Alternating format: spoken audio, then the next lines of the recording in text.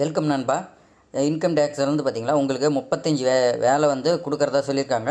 நீங்கள் வந்து வேலை செய்கிறதுக்கு நீங்கள் ரெடியா அப்படின்னா உங்களுக்கான வீடியோ தான் இந்த வீடியோ. ஸ்கிப் பண்ணாமல் ஃபுல்லாக பாருங்கள்.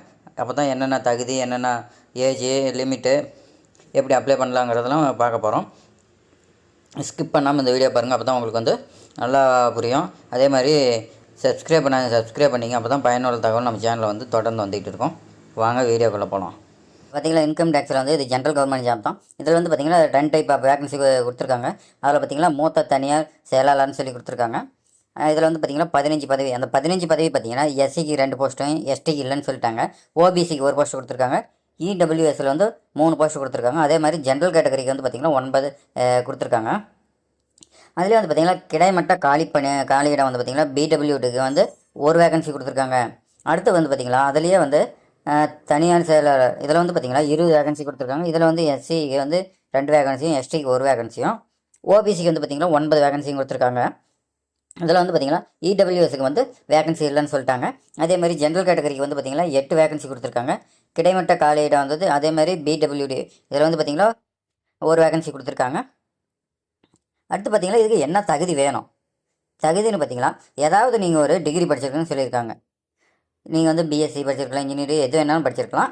ஒரு டிகிரி படிச்சிருக்கணும். அப்படி இல்லைன்னா அதற்கு இணையானதாக ஏதாவது படிச்சிருக்குன்னு சொல்லியிருக்காங்க. அதே மாதிரி ஆங்கில சுருக்கத்தில் நிமிடத்திற்கு 120 வார்த்தைகள் நீங்கள் வந்து டைப் பண்ணணும்னு சொல்லியிருக்காங்க.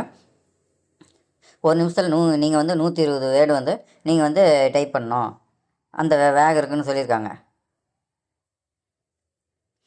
அதே மாதிரி பார்த்திங்களா வயது வரம்பு என்ன சொல்லி கொடுத்துருக்காங்கன்னு பார்த்திங்கன்னா மூத்த தனியார் செயலாளருக்கு 35 வயசும், இதுக்கு 35 தனியார் செயலாளருக்கு இதுக்கு 35 ஏஜுக்கு சொல்லி கொடுத்துருக்காங்க. ரெண்டுக்குமே 35 தான். அதே மாதிரி வந்து பார்த்திங்கன்னா இதுக்கு ஏஜ் ரிலாக்ஸேஷன் கண்டிப்பாக உண்டு. அதை பற்றி பார்க்கலாம். எஸ்சி எஸ்டிக்கு 5 வருஷம் சொல்லியிருக்காங்க. ஓபிசிக்கு 3 இயர்ஸ் தான் சொல்லி கொடுத்துருக்காங்க. பிடபிள்யூபிடி ஜென்ரல் கேட்டகரிக்கு இடபிள்யூஎஸ் வேணால் 10 வருஷம் சொல்லி கொடுத்துருக்காங்க. அதுலேயே வந்து பார்த்திங்கன்னா பிடபிள்யூபிடி எஸ்சி எஸ்டிக்கு 15 வருஷம் சொல்லியிருக்காங்க. பிடபிள்யூபிடி ஓபிசி இதில் வந்து பார்த்திங்கன்னா 13 வருஷம் சொல்லி கொடுத்துருக்காங்க. இது முன்னாள் படை வீரர்களுக்கு அரசாங்க படி கொள்கைன்னு சொல்லி கொடுத்துருக்காங்க. சம்பளம்னு பார்த்திங்கன்னா மூத்த தனியார் செயலாளர் 47,600லேருந்து 1,51,100 வரைக்கும் சொல்லி கொடுத்துருக்காங்க. ஊதிய நிலை வந்து பார்த்திங்கன்னா 8ன்னு சொல்லியிருக்காங்க. லெவல் 8 இந்த நிலையில் தான் வந்து உங்களுக்கு சம்பளம் வரும்னு சொல்லியிருக்காங்க.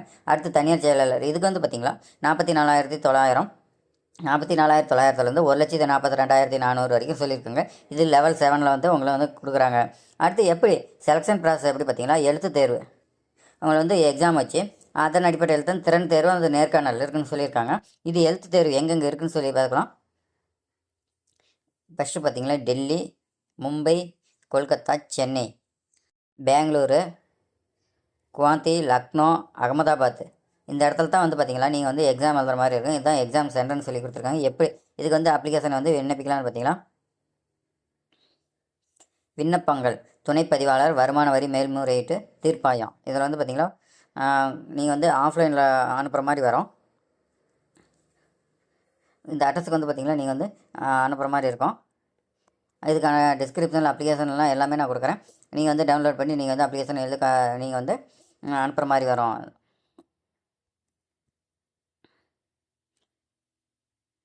இது வந்து விண்ணப்பம் எப்போ ஸ்டார்டிங் டேட்டு பார்த்துருங்களா 2/11/2024 இதுதான் ஸ்டார்டிங் டேட்டுன்னு சொல்லி கொடுத்துருக்காங்க. எப்போ லாஸ்ட் டேட்டுன்னு பார்த்தீங்கன்னா 16/12/2024 இது வந்து லாஸ்ட் டேட்டுன்னு சொல்லியிருக்காங்க. நாள் ரொம்ப கம்மியாக தான் இருக்குது. நீங்கள் வந்து உடனே அப்ளை பண்ணாதீங்களா, அப்ளை பண்ணிடுங்க.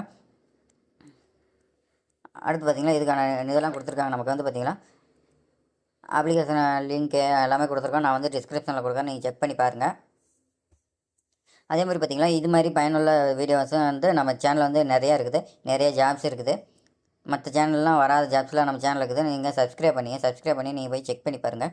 அப்போ தான் வந்து உங்களுக்கு நம்ம சேனலை பற்றி உங்களுக்கு தெரியும். அப்போ தான் நீங்கள் சப்ஸ்கிரைப் பண்ணி இன்னும் நிறைய பயனுள்ள தகவலை வந்து நீங்கள் வந்து தெரிஞ்சுக்கலாம். கண்டிப்பாக மறக்காமல் சப்ஸ்கிரைப் பண்ணிவிட்டு போங்க நண்பா. தேங்க்ஸ் ஃபார் வாட்சிங்.